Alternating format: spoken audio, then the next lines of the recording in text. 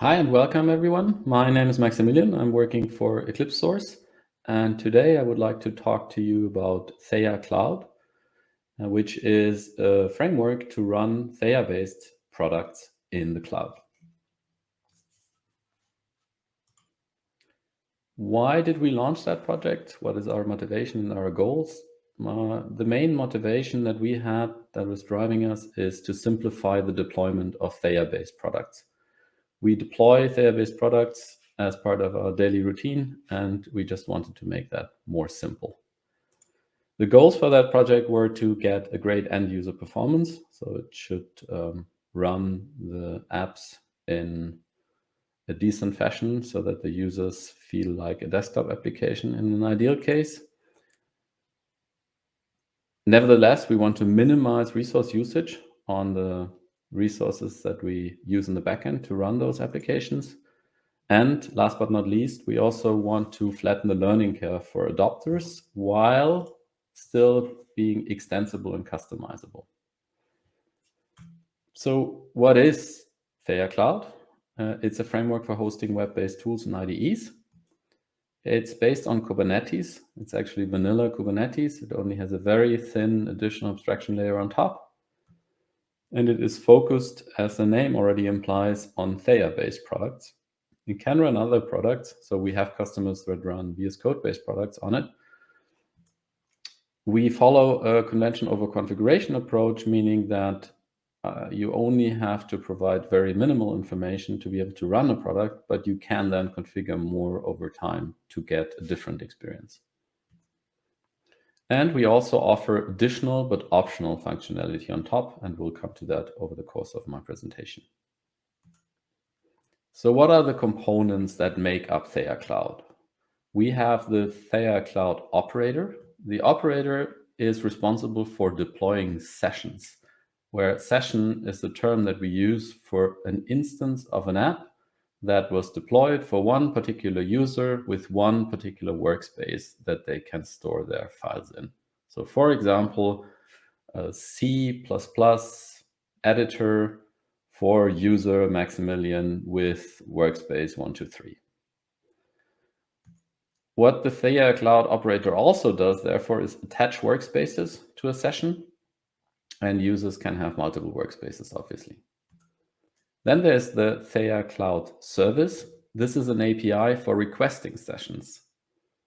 We have the landing page, which is just a UI for users to request sessions. We have an authenticator, so we often use Keycloak for that matter. And this is for managing users. Usually only authenticated users can go to the UI and then request sessions.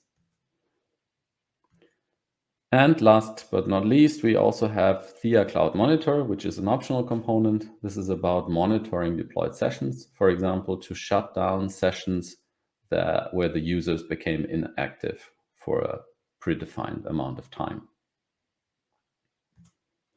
Now, I've already talked about operator. The first component was the Theia Cloud operator. And that term is not something that is specific to Theia Cloud. This is a term that comes from Kubernetes pattern, the Kubernetes operator pattern. And since that's a quite central pattern, it's important to understand that, to understand Theia Cloud. And that pattern consists of three parts. It consists of custom resource definitions. A custom resource definition is a schema for a custom resource. So that doesn't actually say much. What is a custom resource then? Well, a custom resource is a primary citizen in a Kubernetes cluster. It's a file, you could say, and it defines declaratively the target state of a cluster. And now the operator, hence the name operator pattern, the operator will react to custom resources being created or changed and then update the cluster to match the declared target state. That's a little bit abstract. Let's look at the example of the Theia Cloud operator. So we already said that there is custom resource definitions, CRD here, and in Theia Cloud, there is a custom resource definition for sessions. And a session in Theia Cloud, among other attributes, most importantly, has a name. That's a human readable name to identify the session. It has a workspace. So that's an identifier to point to a location where the files for the workspace are. It has an app definition that defines how the application looks like that is supposed to be run. So for example, the app definition must contain the Docker image that's to be executed. And it has a user, that's the authenticated user that requested that session. If we look at a concrete instance, we could have a session custom resource, session CR, and that's then an instance that conforms to session CRD. So that's John's session with a path to a particular workspace, workspaces/John, with a particular app definition, some C++ tool, and with a particular user, John Doe. Now back to the operator pattern. As soon as you create that custom resource on a cluster, an operator reacts to that. Remember the earlier slide. And matches the intended target state. So if I have a session CR, there must also be something that represents that session on the cluster. And that's a pod. A pod in Kubernetes terminology is a set of containers that runs on some machine. And the purpose of that pod is that John can connect to that pod and can use the C++ tool, and that this C++ tool has access to the workspace that was declaratively described in the session CR. So the pod represents the session CR that we've just created. And after the operator has completed bringing up the pod, the declared state matches the actual state of the cluster again. If we bring up another session CR for Jane with a different tool and a different workspace, then the operator will notice that again and will again reflect that in the state of the cluster by bringing up yet another pod. And of course, that also works in the other direction. So if I delete a session custom resource, the operator will notice and will also delete the pod for that session. So this is the operator pattern matching a declared target state declared by custom resources with the actual cluster state.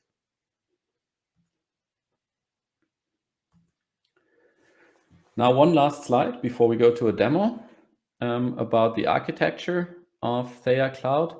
And this captures a large part of what Theia Cloud actually does for you. So first of all, we have the 4 components that we talked about earlier, the landing page, Theia Cloud service, operator, and an authenticator. And before we can get even started to have users come to the landing page, we need to put something on the cluster, and that's an admin that does that, and that's called an app definition custom resource. So on the previous slide, I cheated a bit and I omitted that there's also app definition custom resources. An app definition custom resource really in-depth defines what an app looks like. So what's the name of the application, an image for the application, so some Docker image, port restrictions of how much resources it can use, how much resources it typically uses. So this describes to the Theia Cloud operator what the app really is that can be deployed when users request that. Now we have the first user coming to the landing page. The user is first authenticated against the authenticator, and on success gets a token to authenticate. And then the landing page goes ahead and goes to the Theia Cloud service to request a session. The landing page in our example and also in the demo will be a landing page within the cluster, but typically that can also be something that's outside of the cluster. So the Theia Cloud service really is the API to request sessions, even if you have a fully custom landing page or portal that wants to do that. Well, therefore, the session request also has to be authenticated. And upon success, the Theia Cloud service will now create dynamically another custom resource that I also omitted on the previous slide. That's a workspace custom resource. And that now describes the workspace for that user. Typically, that's something that was chosen on the landing page. So the user chose maybe a previous workspace.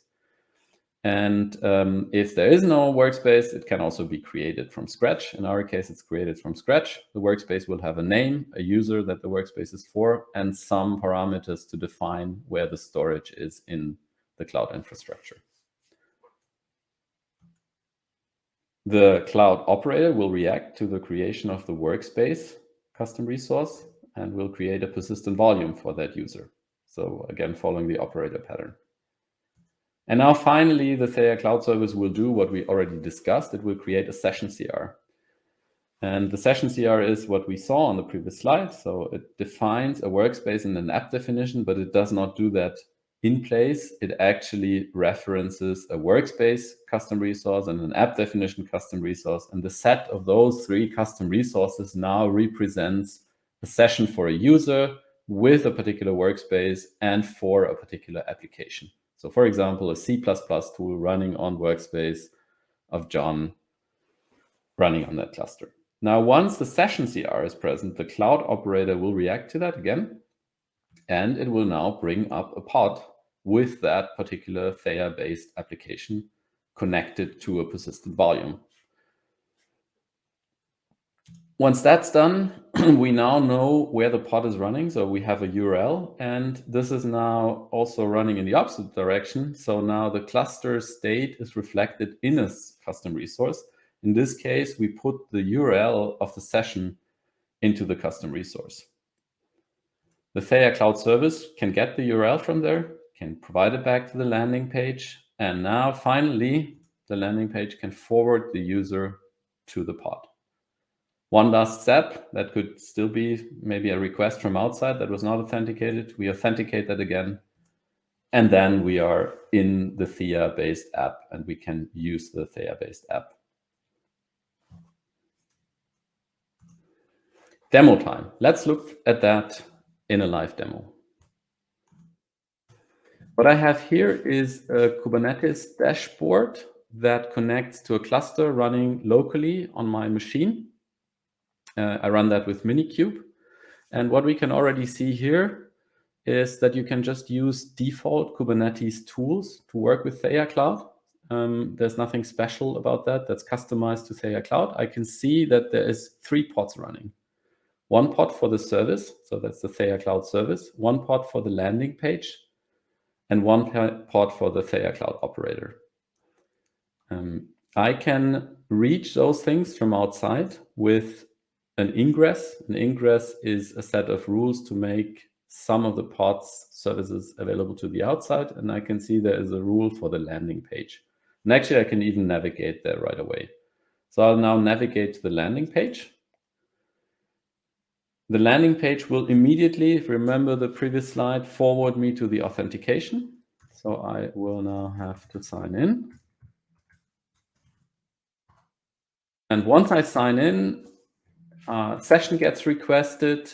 The Theia Cloud operator springs into action, brings up my instance, connects a newly created workspace as a persistent volume, and now I'm already forwarded with the browser onto the Theia-based application running in that pod, and I'm now in the application with some workspace with some of the files.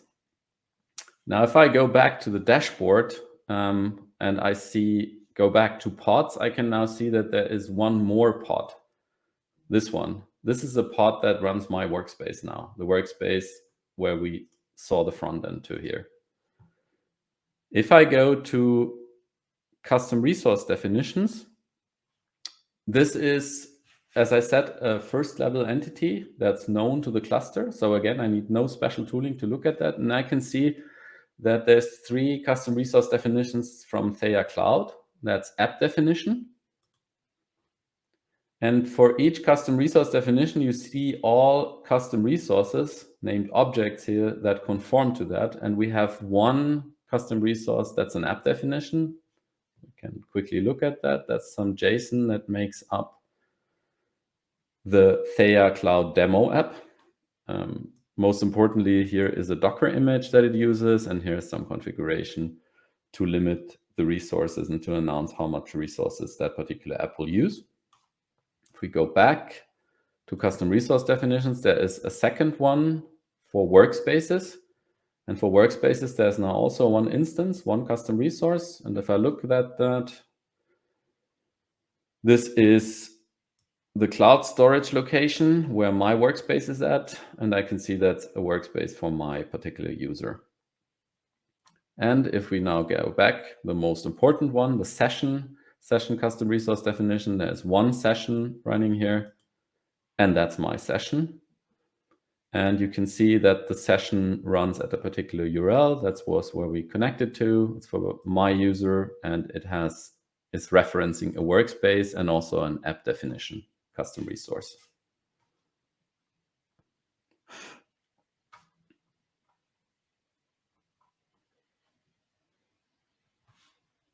Now, when we look at the custom resources, we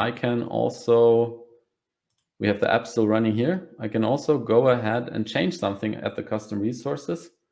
So I could go in here and delete the custom resource for the session that I'm just running now. I'll do that.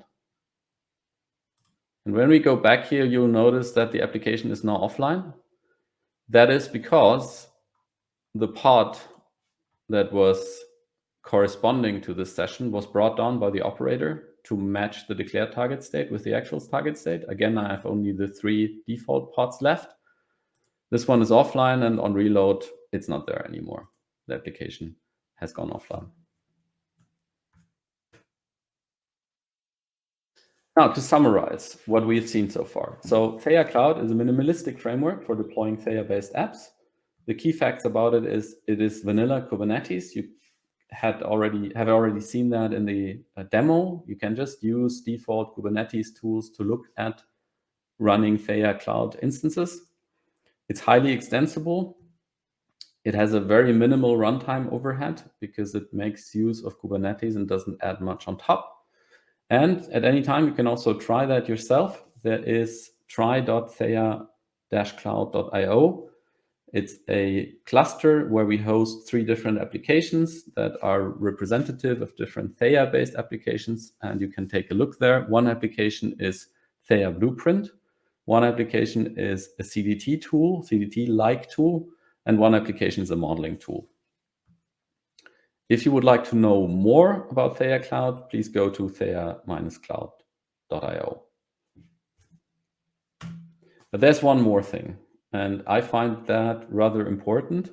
All the functionality that we've seen so far, that's all fine and good. And yeah, it's something that you need, but you might think, well, it might be easy to just re-implement that on top of Kubernetes.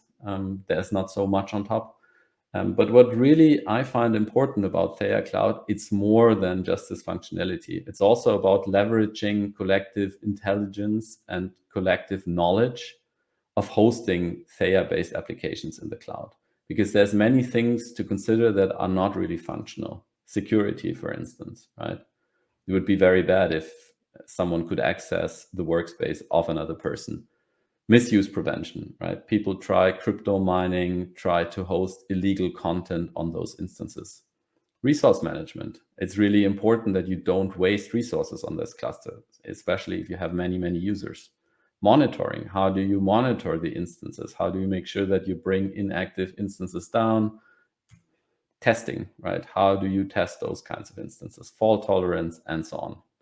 In any case, even if you don't decide to use Theia Cloud, I think one important takeaway of that talk can also be you need to consider deployment from day one of your development. It's not really an afterthought. So if you build a Theia-based application that you want to deploy to the cloud, you need to make sure that you test that from day one, ideally, and that's what we do in our projects.